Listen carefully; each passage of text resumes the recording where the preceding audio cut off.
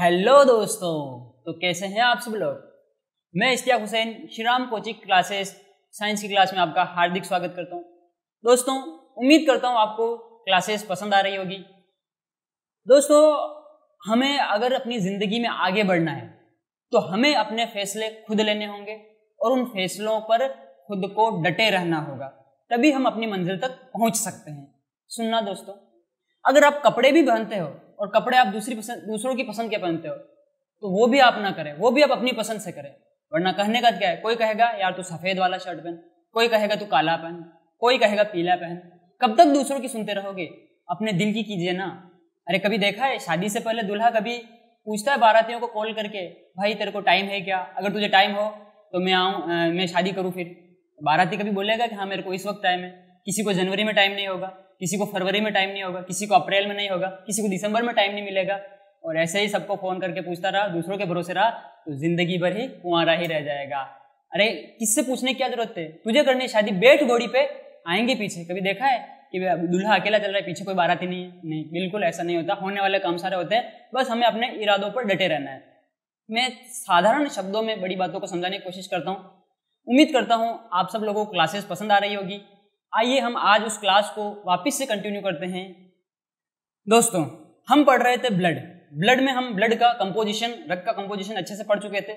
रक्त के कंपोजिशन में हमको पता चला इसमें प्लाज्मा होता है और इसमें प्लाज्मा के अलावा ठोस अंश भी होते हैं। प्लाज्मा हमने पिछली वाली क्लास में कंप्लीट कर लिया था और आज उसके बाद हमने आरबीसी भी कंप्लीट कर लिया था। आरबीसी के बाद हमारा जो अगला टॉपिक था, हमें प्लेटलेट्स पढ़ने थे, हमें डब्ल्यूबीसी पढ़ने थे। तो आज दोस्तों हम प्लेटलेट्स और डब्ल्यूबीसी पढ़ेंगे। आइए शुरू करते हैं। प्लेटलेट्स है ना, तो दोस्तों प्लेटलेट्स के बारे में आपको बात बता दूं। प्लेटलेट्स जो होते हैं इनको बिंबाणु कहा जाता है। क्या कहा जाता है? बिंबाणु। ये जो होते हैं प्लेटलेट्स, इनका अन्य नाम थ्रोम्बोसाइट्स होता है।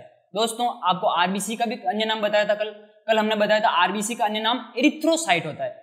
इसी तरह से प्लेटलेट्स का अन्य नाम क्या होता है? थ्रोम्बोसाइट। इसे नाम आपको याद रखना है। इसके बाद अगर इनमें देखा जाए तो इनमें शुरू से लेकर के अंत तक केंद्रक नहीं होता है, केंद्रक अनुपस्थित होता है। आरबीसी के बारे में क्या पढ़ा था? आरबीसी में भी केंद्रक नहीं होता है, लेकिन आरबीसी में प्रारंभ में केंद्रक होता है और जब आरबीसी परिपक्व हो जाती है तो उसमें केंद्रक अनुपस्थित होता है।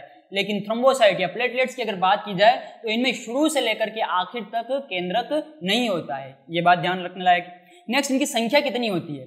तो देखो, आरबीसी की संख्या हमने कल भी पता की थी। मादा के अंदर कम थी, नर के अंदर ज्यादा थी। मादा के अंदर 45 लाख, नर के अंदर 50 से 55 लाख। उसी तरह से अगर प्लेटलेट्स की बात की जाए तो प्लेटलेट्स की जो एवरेज होती है, वैल्यू कितनी होती है, इनकी संख्या कितनी होती है? 1.5 से लेकर के 3.5 लाख पर mm³ इनकी मात्रा होती है। ओके, नेक्स्ट, इसके बाद हमको ध्यान रखना है इनका जीवन काल कितना होता है। इनका जीवन काल 2 से 5 दिन होता है। आरबीसी का जीवन काल कितना था, याद है आपको?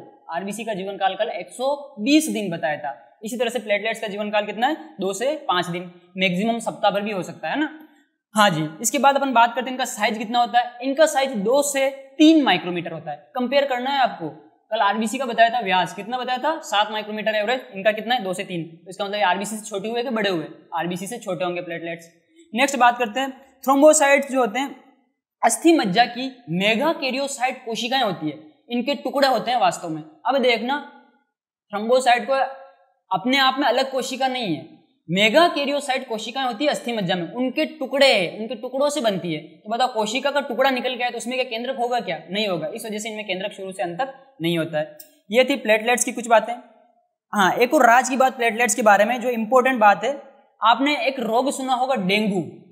डेंगू रोग में क्या होता है? प्लेटलेट्स की जो संख्या होती है वो प्लेटलेट की संख्या कम हो जाती है। सुनना, प्लेटलेट्स की संख्या कम होना, ये स्थिति कहलाती है थ्रोम्बोसाइटोपेनिया। इसीलिए मैंने अन्य नाम बताया इंपॉर्टेंट। प्लेटलेट्स का अन्य नाम क्या था? थ्रोम्बोसाइट। यानी प्लेटलेट्स यानी कि थ्रोम्बोसाइट की संख्या कम होना, यह क्या कहलाता है? थ्रोम्बोसाइटोपेनिया। तो थ्रोम्बोसाइटोपेनिया किस रोग में होता है? ये स्थिति किस रोग में आती है? डेंगू में। सुना होगा आपने डेंगू। डेंगू जो होता है, डेंगू में प्लेटलेट्स कम हो जाते हैं। एक और चलो क्वेश्चन की बात कर लेते हैं यहाँ पे। डेंगू रोग जो होता है वो डेंगू रोग क्यों होता है? आप बता सकते हैं? कमेंट कीजिए, डेंगू रोग क्यों होता है? नहीं पता? सुना होगा मच्छर अक्षर कुछ तो सुना होगा। हाँ बिल्कुल सही, जिन लोगों ने कमेंट किया है। डेंगू रोग जो होता है वो मच्छरों से फैलता है। जो लोग ये बता रहे कि मच्छरों से होता है, ऐसा नहीं है भैया, मच्छर से होता नहीं, मच्छर से फैलता है। डेंगू रोग होता है एक वायरस की वजह से, फ्लेवी वायरस। ओके, तो डेंगू रोग फ्लेवी वायरस की वजह से होता है और फैलता किसकी वजह से, इस वायरस को कौन फैलाता है, मच्छर फैलाता है। कौन सा मच्छर है, मादा एनाफिलीज नहीं है इसमें मादा एडीज मच्छर है। ध्यान रखना, मादा एनाफिलीज मच्छर का आपको बार बार नाम याद आता है क्योंकि बचपन से वही पढ़ाया जाता है। मादा एनाफिलीज जो बचपन से पढ़ते हैं वो मलेरिया के लिए पढ़ते हैं भैया। तो मलेरिया किसकी वजह से होता है, मादा एनाफिलीज, मलेरिया किसकी वजह से फैलता है, मादा एनाफिलीज मच्छर की वजह से। और यहाँ पर डेंगू की बात करें तो डेंगू किसकी वजह से फैलता है, मादा एडीज इजिप्टाई मच्छर होता है। ओके, हाँ, ये जो मच्छर होता है ना, इसके शरीर पर धारियां होती है। धारियां कैसी, जैसे आपने टाइगर देखा होगा, टाइगर के ऊपर धारियां होती है ना, वैसी कैसी धारियां इसके शरीर पर भी होती है।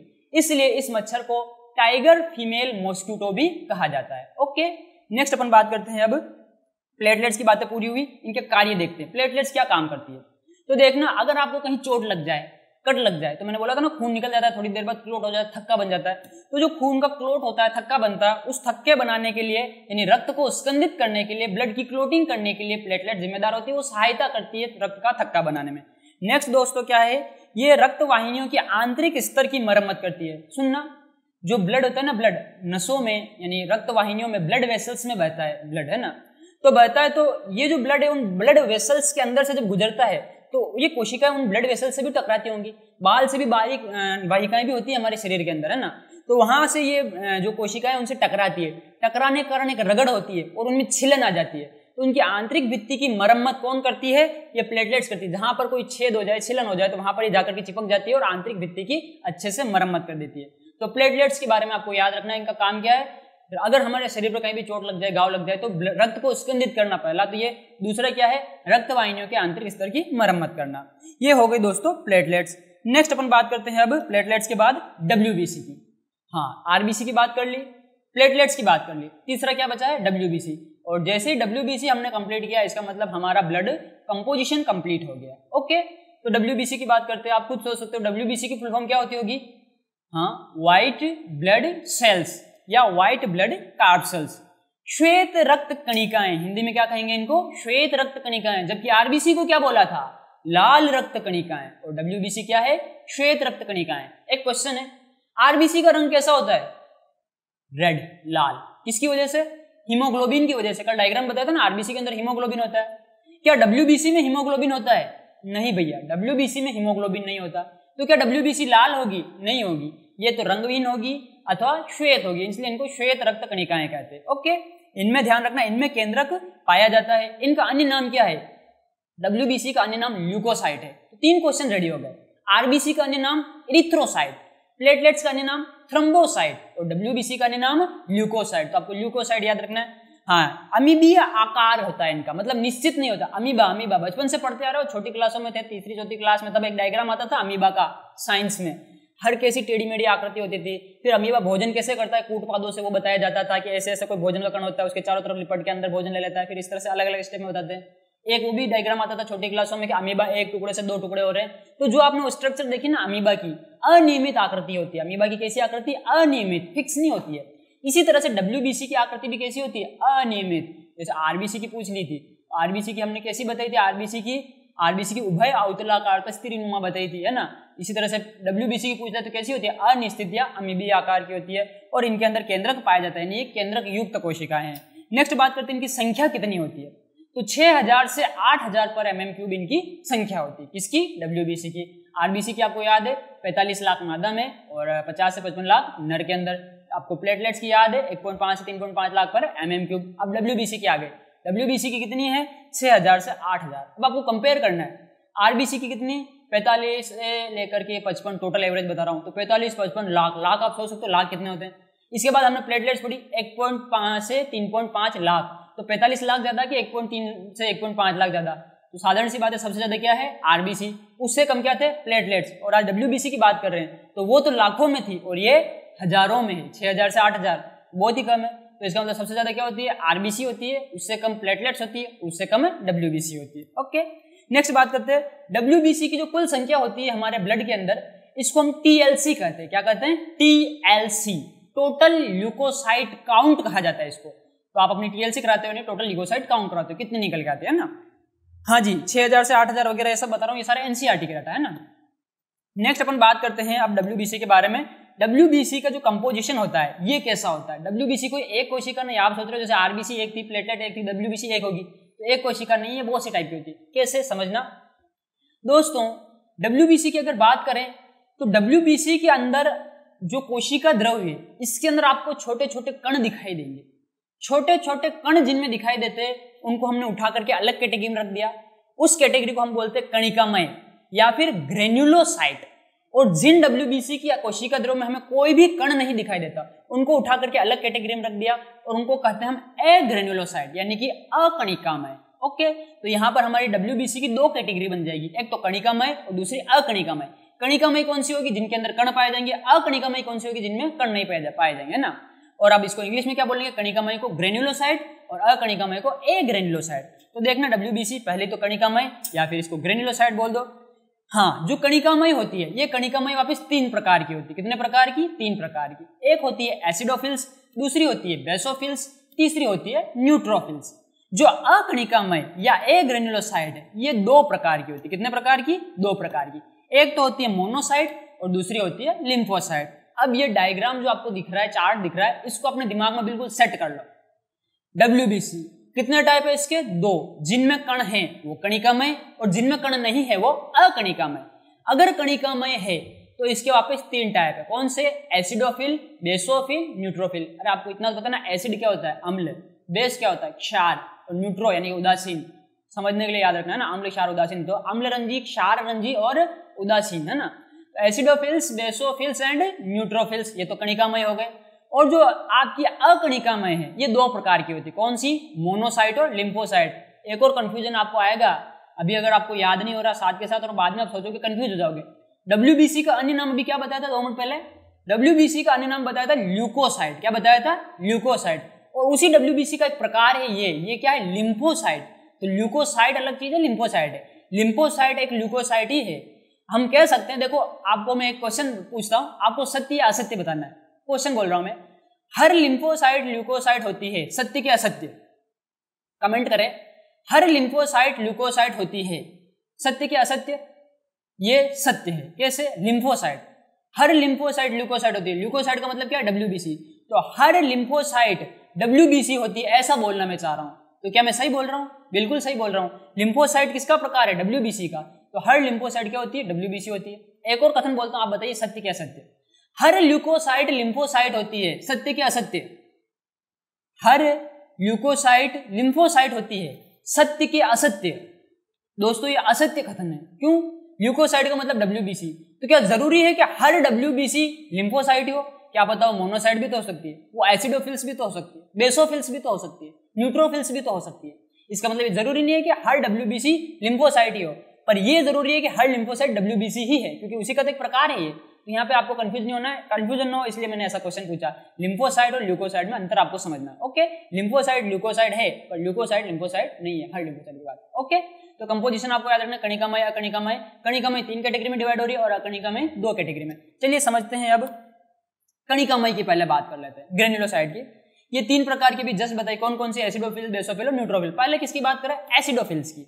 एसिडोफिल्स या अम्लरंजी। देखिए डायग्राम, एसिडोफिल्स को अन्य नाम क्या है? इओसिनोफिल। ये आपको इंपॉर्टेंट याद रखना है, एसिडोफिल्स को अन्य नाम इओसिनोफिल भी कहा जाता है इनको। ओके, इनका डायग्राम अगर आप देखें तो आपको डायग्राम में दिखाई देगा कि इनका जो केंद्रक तो एक ही है, लेकिन इस तरह से 2 पालियों में बढ़ गया है। तो पूछा जाता है एसिडोफिल्स का केंद्रक कितनी पालियों में बटा होता है? 2 पालियों में। इनका केंद्रक कैसा होता है? द्विपालित केंद्रक पाया जाता है। किसके अंदर? एसिडोफिल्स में। अच्छा, एसिडोफिल्स क्यों बोल रहे हैं इसको?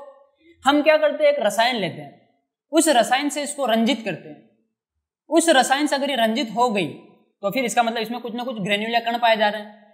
अब वो किस रसायन से रंजित हुई? अम्लीय रसायन से रंजित हुई, क्षारीय से या उदासीन से? तो ये जो है ना, ये अम्लीय रसायन से रंजित हुई, इसलिए इसको अम्लरंजी या एसिडोफिल्स कहते हैं। कहने का मतलब हमने कोशिका ली WBC, उसके ऊपर एसिड डाला और एसिड के रंग में रंग गई, इसलिए इसको एसिडोफिल्स बोल दिया, याद रखने के लिए। ओके, हाँ, एसिडोफिल्स का केंद्रक कितने पालित होता है? द्विपालित केंद्रक होता है, 2 पालियों में बटा हुआ केंद्रक होता है। नेक्स्ट, ये एलर्जिक प्रतिक्रिया करती है। एलर्जिक प्रतिक्रिया यानी एलर्जी समझते हो ना आप? एलर्जिक प्रतिक्रिया कैसे? जैसे परजीवियों का जब आक्रमण होता है तो उन परजीवियों से सुरक्षा, जैसे मान लो किसी टीनिया जो होता है उसने आक्रमण कर दिया आपके शरीर में, आपके शरीर के अंदर आ गया, या फिर और कोई भी, तो उस समय उनसे लड़ने का काम कौन करती है? एसिडोफिल्स करती है। ओके, नेक्स्ट आपको एक राज की बात बताता हूँ। ये राज की बात आपको याद कैसे रखनी है, जैसे कि एसिडोफिल्स। एसिडोफिल्स का अन्य नाम क्या है? एसिडोफिल्स का अन्य नाम है इओसिनोफिल। ओके, एसिडोफिल बोलो चाहे इयोसिनोफिल बोलो, बात तो एक ही है। तो जो इयोसिनोफिल्स है इनकी संख्या में वृद्धि होना, ये क्या कहलाता है? इयोसिनोफिलिया। ये राज की बात आपको याद रखनी है। इयोसिनोफिलिया क्या होता है? एसिडोफिल्स की संख्या में वृद्धि होना, ये कहलाता है इयोसिनोफिलिया। अब ये वृद्धि क्यों होती है? तो अभी जस्ट बताया कि परजीवियों से सुरक्षा करती है। अगर परजीवी शरीर में आया तो बताओ उससे लड़ने के लिए इनकी संख्या में वृद्धि होगी कि नहीं होगी? जैसे समझने के लिए बता दो, कोई राज्य है ना, उस राज्य के अंदर मान लो कि 1000 सैनिक है सुरक्षा के लिए, और अचानक से किसी बाहरी दुश्मन देश ने उसके ऊपर आक्रमण कर दिया, तो राज्य वाले क्या कर सकते हैं? अपने जो जनता है उस जनता में से बोल सकते हैं ना, भाई तुम में से जो लड़ना चाहे आ जाओ, सेना में आ जाओ। ऐसा करके अपने सैनिकों की संख्या बढ़ा सकते हैं। सेम कंडीशन है हमारे शरीर में, जब किसी परजीवी का आक्रमण होता है तो एसिडोफिल्स की संख्या बढ़ जाती है, और एसिडोफिल्स की संख्या बढ़ना क्या कहलाता है? इयोसिनोफिलिया कहलाता है। ओके, ये राज की बात हो गई थी। नेक्स्ट एसिडोफिल्स के बाद अपन क्या पढ़ेंगे? बेसोफिल्स। बेसोफिल्स जो होती है, ये बेसोफिल्स यानी कि क्षाररंजी, ये किससे अभिरंजित हुई होगी? ये क्षार से अभिरंजित हुई होगी, इसलिए इनको क्षाररंजी बोल दिया। इनका डायग्राम देख सकते हैं। इनके डायग्राम में आप अगर इनका केंद्रक देखोगे तो इनका केंद्रक कैसा होता है? इनका केंद्रक द्वि से त्रिपालित होता है, यानी द्विपालित भी हो सकता है और त्रिपालित भी हो सकता है। ध्यान रखने लायक बात है। एसिडोफिल्स का कैसा है? द्विपालित, और इसका कैसा है? द्वि या त्रिपालित। नेक्स्ट याद रखना, ये 3 चीजों का श्रावण करती है। क्या करने का? हम श्रावण यानी सिक्रेशन। सिक्रेशन मतलब इन कोशिकाओं से 3 पदार्थ निकलते हैं। कौन कौन से 3 पदार्थ है देखते जरा। सबसे पहले निकलता है हिस्टामिन, हिस्टामिन। दूसरा निकलता है सीरोटोनिन, और तीसरा निकलता है हिपेरिन। देखना दोस्तों, आपने कभी देखा होगा, कभी आपको कांटा लग जाए या कोई जीव आपके पैर में हाथ में कहीं काट ले तो वहां पर सूजन आ जाती है। तो ये सूजन क्यों आती है? कि जब भी कोई बाहरी बैक्टीरिया वगैरह हमारे शरीर में आ जाता है या कोई बाहरी एंटीजन आ जाता है, उस समय हिस्टामिन का स्रावण होता है। किसका? हिस्टामिन का। उस हिस्टामिन की वजह से सूजन आ जाती है। तो ये जो आपको जो पहला पदार्थ दिख रहा है ना, स्रावित हो रहा है हिस्टामिन। हिस्टामिन क्या करता है? सूजन का काम करता है। शोथ, सूजन, इन्फ्लामेशन लाता है, ये सूजन लाता है। ओके। दूसरा है सीरोटोनिन। सीरोटोनिन क्या है? वाहिका संकुचक। सीरोटोनिन वाहिका मतलब ब्लड वेसल, और संकुचक मतलब संकुचित करना, यानी ये खून की जो नलियां होती है, ब्लड वेसल्स होती है, इनको संकुचित, पतला करता है। और आप खुद सोचो, किसी नली के अंदर अगर द्रव बह रहा है, उस नली की आप मोटाई घटाओ तो उस द्रव का प्रेशर बढ़ेगा कि घटेगा? सीधी सी बात है, प्रेशर बढ़ेगा। अगर नली की मोटाई घटेगी तो प्रेशर बढ़ेगा। तो अगर सीरोटोनिन का स्रावण होता है उस समय क्या होता है? उस समय हमारा बीपी या ब्लड प्रेशर बढ़ जाता है। ओके। तीसरा है हिपेरिन। हिपेरिन क्या करता है? ये रक्त स्कंदक होता है। प्रतिरक्त स्कंदक क्या होता है ये? देखना, हमारे जब भी चोट लगती है, खून जो होता है शरीर से बाहर आता है, बाहर आते ही खून जम जाता है। तो आपने कभी सोचा है खून शरीर के बाहर तो जम रहा है, शरीर के अंदर खून क्यों नहीं जम जाता? तो शरीर के अंदर खून जमता नहीं है, क्लोट नहीं होता है शरीर के अंदर, आसानी से क्लोट नहीं बनते। क्यों नहीं बनते? क्योंकि हमारे ब्लड के अंदर हिपेरिन पाया जाता है। क्या पाया जाता है? हिपेरिन। और ये हिपेरिन क्या करता है? प्रतिरक्त स्कंदक होता है, यानी रक्त को शरीर के अंदर नहीं जमने देता, बाहर जम जाए तो अलग बात है। ओके। तो 3 पदार्थ जो हिस्टामिन, सीरोटोनिन, हिपेरिन, ये स्रावित हुए। कहां से स्रावित होते हैं? बेसोफिल्स से। तो क्वेश्चन बहुत बार आता है। कभी क्वेश्चन आ जाए हिस्टामिन किस कोशिका से निकलता है, आंसर क्या देना है? बेसोफिल। कभी क्वेश्चन आ जाए सीरोटोनिन किस कोशिका से निकलता है, आंसर क्या देना है? बेसोफिल। कभी क्वेश्चन आ जाए कि आपका जो ये हिपेरिन है ये कहां से निकलता है, तो ये आपको बेसोफिल्स। ओके। और भी निकलते हैं, जहां पर टॉपिक आते जाएंगे मैं आपको बताता जाऊंगा। नेक्स्ट अपन बात करते हैं बेसोफिल्स के बाद न्यूट्रोफिल्स। देखना दोस्तों, एक तो थी एसिडोफिल्स जो अम्ल से रंजित हुई, एसिड से रंजित हुई। दूसरी थी बेसोफिल्स जो क्षार से रंजित हुई, बेस से रंजित हुई, है ना। तीसरी न्यूट्रोफिल्स। तो नाम से तो लग रहा है भैया जी ये तो किसी से अभिरंजित ही नहीं होगी या उदासीन से अभिरंजित हुई होगी, तो ऐसा नहीं है। ये अम्ल से भी अभिरंजित होती है और ये क्षार से भी अभिरंजित होती है, यानी दोनों के साथ, ये किसी एक की नहीं होती, दोनों की हो जाती है। मतलब अम्ल से भी अभिरंजित हो गई और क्षार से भी अभिरंजित हो गई, एक की नहीं रही। ये नहीं कि किसी की नहीं हुई, दोनों की हो गई। तो दोनों की हो गई, इसका मतलब दोनों से अभिरंजित हो गई। तो इसको न्यूट्रोफिल्स की बजाय हेटेरोफिल्स बोलना ज्यादा बेहतर रहेगा। क्या बोलेंगे इसको? हेटेरोफिल्स। हालांकि न्यूट्रोफिल्स प्रचलन में नाम है, लेकिन इसको हेटेरोफिल भी कहा जाता है। हेटेरोफिल क्यों कहते हैं? क्योंकि अम्ल से भी और क्षार से भी दोनों से अभिरंजित हो गई। इसका अगर आप डायग्राम देखो तो इसमें जो केंद्रक आपको दिखाई दे रहा है ये 3 से लेकर 5 पालित केंद्रक पाया जाता है। अच्छा, तीनों डायग्राम आप देखना, एक बार तीनों डायग्राम पर नजर डालो। आपको तीनों डायग्राम में केंद्रक के अलावा बहुत सारे कण दिखाई दे रहे हैं। इसका मतलब कण दिखाई दे रहे थे, कैसी कोशिका? कणिकामयी है। यहां से कण दिख रहा है ना, दूसरे आगे जो आएंगे उनमें कण नहीं होंगे ऐसे। ओके। हाँ, तो न्यूट्रोफिल्स में कैसे होते हैं? 3 से 5 पालित केंद्रक पाया जाता है। नेक्स्ट न्यूट्रोफिल्स के बारे में है कि ये भक्षकाण्विक होती है। भक्षकाण्विक क्या होती है? Phagocytic sales. फेगोसाइटिक क्या होती है ना, सुनना। कोई भी बैक्टीरिया या रोगाणु हमारे शरीर में आता है तो ये कोशिका उसके पास चली जाती है और उसका भक्षण कर देती है। उसका भक्षण कर देती है, इसलिए क्या होती है, भक्षकाण्विक कोशिकाएं होती है। ओके, ये सर्वाधिक सक्रिय कोशिकाएं होती है। सर्वाधिक सक्रिय कैसे होती है, इनकी संख्या सबसे ज्यादा होती है। अगर आप WBC में सबका परसेंटेज निकालो ना तो सबसे ज्यादा न्यूट्रोफिल्स का आता है, इनकी संख्या सबसे ज्यादा है, इस वजह से सर्वाधिक सक्रिय कोशिकाएं होती है। ओके, हाँ भैया जी, ये हो गई आपकी सारी के सारी कणिकामयी कंप्लीट हो गई। कणिकामयी में आपने क्या पढ़ा, आपने पढ़ा कणिकामयी में एसिडोफिल, बेसोफिल, न्यूट्रोफिल। एसिडोफिल के बारे में आपको क्या याद रखना है, सबसे पहले याद रखना है द्विपालित केंद्रक है, और क्या याद रखना है, परजीवियों से सुरक्षा करती है, और ये जो है इसकी संख्या जो बढ़ जाती है उसको इओसिनोफिलिया बोलते हैं। बेसोफिल्स क्या याद रखना है, 2 से 3 पालित केंद्रक होता है, और यहाँ पर 3 पदार्थों का स्रावन होता है। कौन कौन से, हिस्टामिन, सेरोटोनिन और हिपेरिन। न्यूट्रोफिल्स के बारे में क्या याद रखना है, इसमें 3 से 5 पालित केंद्रक होता है। दूसरी बात क्या याद रखनी है कि जो न्यूट्रोफिल्स होती है, ये जो न्यूट्रोफिल्स है ये सर्वाधिक सक्रिय होती है और ये भक्षकाण्विक होती है। अब ये कणिकामयी तो हो गई, अब अपन क्या पढ़ेंगे, अकणिकामयी, एग्रेन्युलोसाइट। तो एग्रेन्युलोसाइट जो होती है 2 प्रकार की होती है, मोनोसाइट तथा लिम्फोसाइट। मोनोसाइट की अगर बात करें तो आपको एक मोनोसाइट का डायग्राम दिखाई दे रहा है। इसमें दोस्तों कण नहीं बनाए हैं मैंने, जैसे पिछले डायग्राम में आपको कण दिखाई दे रहे थे, यहाँ पर कण नहीं है, तो फिर आप सोचोगे डॉट डॉट डॉट क्या है, तो ये कण नहीं है, ये वास्तव में लाइसोसोम है। क्या है ये, लाइसोसोम। जिस दिन अपन कोशिका वाला चैप्टर पढ़ेंगे उस दिन कोशिका वाले चैप्टर में अपन पढ़ेंगे लाइसोसोम क्या करते हैं। ये लाइसोसोम जो होते हैं इनको आत्मघाती थैला कहते हैं, बचपन में पढ़ा होगा आपने। आत्मघाती थैला मतलब सुसाइड बैग, सुसाइड बॉम्ब बोल सकते हैं इसको। क्या करते हैं ये, इनके अंदर क्या होता है, एंजाइम भरे होते हैं, जलअपघटनीय एंजाइम, और जब ये फटते हैं तो ये एंजाइम इसी कोशिका को पचा देते हैं। तो लाइसोसोम का मतलब ये पाचन से संबंधित है, और इसके अंदर सबसे ज्यादा क्या पाया जा रहा है, लाइसोसोम। इसका मतलब ये भी किससे संबंधित होगी, पाचन से। इसके बारे में पूछा जाने वाला सबसे ज्यादा क्वेश्चन क्या है कि जो मोनोसाइट होती है इसका केंद्रक किस आकार का होता है, तो इसका केंद्रक किडनी के आकार का होता है। किडनी देखी ना आपकी, किडनी कैसी होती है, सेम के बीज जैसी, वृक, वृक बोलते हैं किडनी को हिंदी में। तो ये वृक्काकार होता है, इसका केंद्रक कैसा होता है, वृक्काकार केंद्रक। इंपॉर्टेंट क्वेश्चन, वहां पर तो पालिया पूछ रहे थे, यहाँ पर क्या आकार पूछते हैं, कैसा होता है, वृक्काकार। तो कभी भी क्वेश्चन आ जाए वृक्काकार केंद्रक किसका होता है, तो क्या बताना है, मोनोसाइट का होता है, मोनो का होता है। ओके, हाँ, यहाँ पर अगला जो है केंद्रक के चारों ओर क्या पाया जा रहा है, लाइसोसोम, जैसा मैंने अभी बताया। हाँ, ये क्या कार्य करते हैं, पाचन का। सुनना कैसे, अगर शरीर की कोशिकाएं बीमार हो जाए तो लाइसोसोम फट जाते हैं, और लाइसोसोम फट के उस कोशिका को पचा लेते हैं। अब देखना, आपके शरीर में कोई चोट लग गई, घाव लग गए, और वहां की कोशिकाएं मर गई, वहां पर अगर ब्लड का सप्लाई हो रहा है तो सारी की सारी मोनोसाइट वहां पर जाकर इकट्ठा हो जाएगी और उस कोशिका को पचा देगी, क्योंकि अगर वो कोशिका वहां से हटी नहीं तो दूसरी कोशिकाओं को बीमार करेगी। कुल मिला के जो खराब कोशिका थी उसको हटा दिया। तो सफाई करी कि नहीं करी, शरीर की सफाई कर ली, इसलिए इसको अपमार्जक कोशिका कहते हैं। अपमार्जक का मतलब क्या है, सफाई करने वाला ना, स्कैवेंजर सेल है ये, अपमार्जक कोशिका है। ध्यान रखना, कभी भी क्वेश्चन आ जाए अपमार्जक कोशिका किसको कहते हैं, तो मोनोसाइट को कहते हैं। ओके, नेक्स्ट बात करते हैं लिम्फोसाइट की। लिम्फोसाइट इजी है, डायग्राम देख लो। इसमें बस एक बात याद रखनी कि इसका केंद्रक बड़ा है। जैसे दूसरे में आप देख रहे हो तो साइटोप्लाज्म यानी कोशिका द्रव्य की तुलना में केंद्रक इतना बड़ा नहीं है, लेकिन जो लिम्फोसाइट होती है इसमें केंद्रक बहुत ही बड़ा होता है। तो केंद्रक बड़ा होता है, बड़ा केंद्रक इसको याद रखना है, और वृक्काकार केंद्रक आपको मोनोसाइट में याद रखना है। ये जो लिम्फोसाइट होती है 2 प्रकार की होती है। कितने प्रकार की, 2 प्रकार की। एक तो होती है बी लिम्फोसाइट और दूसरी होती है टी लिम्फोसाइट। देखो बी लिम्फोसाइट का क्या मतलब है, बोन मेरो, अस्थि मज्जा। कल बताया था ना, जैसे खोखली हड्डियां हैं, तो हड्डी अंदर से खोखली, उसको इसके अंदर अस्थि मज्जा है। अस्थि मज्जा के अंदर जिन लिम्फोसाइट का निर्माण हो रहा है उनको अपन बी लिम्फोसाइट बोलते हैं। बी का मतलब bone marrow. Okay, T lymphocyte, T lymphocyte का मतलब होता है थाइमस, हमारे थाइमस ग्लैंड होती है ना, थाइमस ग्रंथि, तो थाइमस के अंदर जिनका निर्माण हो रहा है वो टी लिम्फोसाइट है।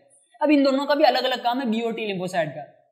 बी लिम्फोसाइट जो होता है ये ऑटोमीडिएटेड इम्यूनिटी, AMI, ऑटोमीडिएटेड इम्यूनिटी के लिए जिम्मेदार होती है, और टी लिम्फोसाइट जो होती है वो सेल मीडिएटेड इम्यूनिटी के लिए जिम्मेदार होती है। अब ये दोनों क्या भारी बला है, तो सुनना दोस्तों, इम्यूनिटी का मतलब प्रतिरक्षा, ऑटोमीडिएटेड और सेल मीडिएटेड, ये जो चीजें हैं ये मैं आपको प्रतिरक्षा वाले चैप्टर में पढ़ाऊंगा, क्योंकि वहां पर इन्हीं चीजों को डिटेल से पढ़ना है, इसलिए मैंने अभी यहाँ पर इनको ऐड भी नहीं कर रहा हूँ। बस आपको याद रखना कि लिम्फोसाइट कितने प्रकार की होती है, 2 प्रकार की। जिस दिन वो चैप्टर पढ़ेंगे उस दिन मैं तुम्हारे को याद दिलाऊंगा, याद करो वो दिन जब मैंने बताया था कि लिम्फोसाइट 2 प्रकार की होती है, एक बी लिम्फोसाइट, दूसरी टी लिम्फोसाइट। उस दिन अगर आपको याद आ गया तो फिर मजे आ जाएगा। ओके, ये हो गए आपके अकणिकामय, कंप्लीट अकणिकामय।